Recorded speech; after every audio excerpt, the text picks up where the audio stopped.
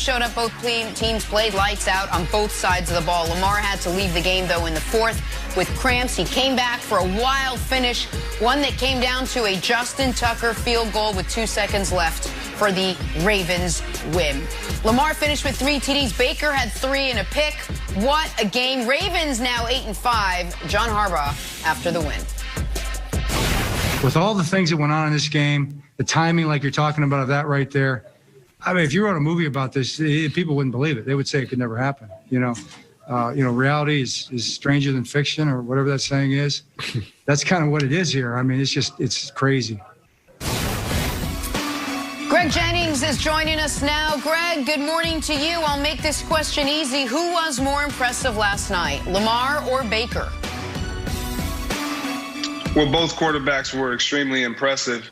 Obviously, the resilience of both was vivid, but I'm gonna go with Baker Mayfield, and the reason why is because I kind of expect the heroics from Lamar.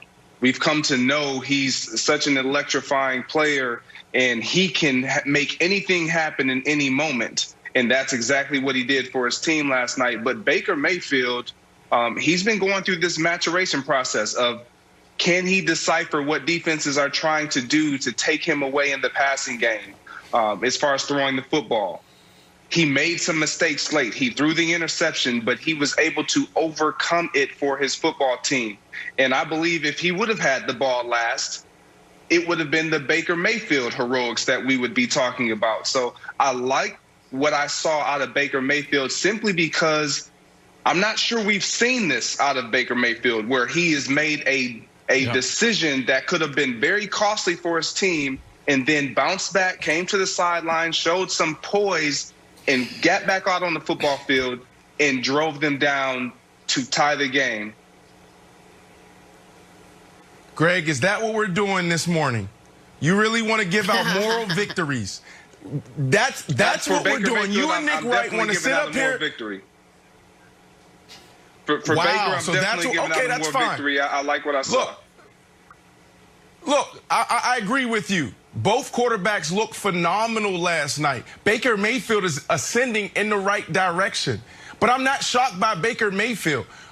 A couple weeks ago, Baker went for 300 yards. Even last week against the Tennessee Titans, big win for them, going against the 28th ranked defense in the National Football League. But when you go back and you look at all of Baker Mayfield's big games, he's done it against the terrible Bengals, and he's also done it against a really good Baltimore Ravens defense. So I'm not surprised that he had another good game against the Baltimore Ravens. This dude had poise. His demeanor on the sideline, what he did before the game, how he handled the media, no distractions there after the game. Phenomenal job, Baker. But who was the better quarterback last night? It was the guy who got the win and the guy who didn't cost his team the game. Like you guys are talking about this pick as if it wasn't a big deal. Like, you know this, Greg, that the biggest indicator in winning and losing is turning the ball over. Now, Nick, you can talk all you want about like how great he's been playing and all the storms and the weather and all of that other stuff. But last night, the biggest moments, that's what we wanted him to do, is come in, play well, get a win, and not turn the ball over. And he played well, but he turned the ball over, and that's why they lost. The biggest indicator in winning and losing in the National Football League, it's turnovers, Nick. Brandon, it is the biggest indicator, but that does not mean that every game that is played, you just look at the turnover and say that determined it. Some games it does, some games it doesn't. Honest question before I give my opinion. Oh, right. Well, kind of. But my question is this. No, it's not. You think the biggest play of last night's game was the interception with 4.5 minutes left in the third quarter when the Browns were down by 8? You think that was the biggest play of the game? 100%. It was one of the biggest plays of the game. That was damn near a pick six. That's what that was. You can't do that. You can't turn the ball over in big games. I mean, most games in the National Football League comes down to 2 or 3 points. And look what happened. If you don't turn the ball over, you probably win. You see the guy running underneath him. He saw him. And his decision-making in critical moments have been iffy. This is what you can't have. Okay. And so, listen, I don't like turnovers any more than the next guy. But what I would say is, if you're going to turn it over, and you're right, it essentially is a pick six, put your team down 14 points, then you sure as hell better after that play great. So how did Baker do win the game after the turnover? How did Baker do after the turnover? Oh, that's how he did. Well, were they trailing the whole time? No, they took the lead. Baker left the field up 35-34. And then the Browns, in a huge play we're not talking about, gave up a 3rd and 12 to Trace McSorley before Lamar even came in. And then 4th and 5, Lamar has his heroics. Okay, great job, you're going to win. Nope. Baker, with 2 minutes left, gets the ball back. And the mistake he makes there is he's too good on that last drive. He didn't take enough time on that last drive. Drove him down the field in 47 seconds, which left enough time for the greatest kicker, with respect to Vinatieri, I think the greatest kicker in league history, Justin Tucker, to do his thing.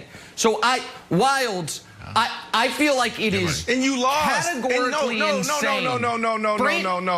No, it's not. You lost. Yeah. You lost the game, Nick. Like, why are you guys doing this? You lost the game. We can highlight any player. Nobody's going to remember that game. Because next year, a couple weeks from now, when the Baltimore Ravens actually take control of that spot, because they're not going to finish the season better than the Baltimore Ravens, we're not going to go back and say, Baker Mayfield played great. They lost the game. That's point blank, period. They lost the game. Why are we highlighting this kid as if he played so amazing? Look what he did after the pick. Like, you lost the game. That's what we're paid to do. Win. That's it. Got it. Got it, Brandon. That's what the players are paid to do. And what we're paid to do is address the game with nuance and analysis. And simply saying, I have a question.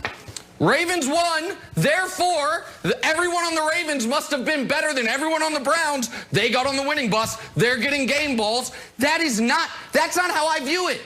If it were a playoff game, maybe. Well, if you want to talk about, what we're talking about, what you're paid to do is you want to sit up here on television and you want to pull up all these stats. Look what he did after he threw a pick. No, the pick is a pick. It's a big determining, it's big the indicator in wins and losses. Point blank, period. They lost the game. Brandon. Like, you can use these stats all you want on television to make your point, but they lost the game. Point blank, period.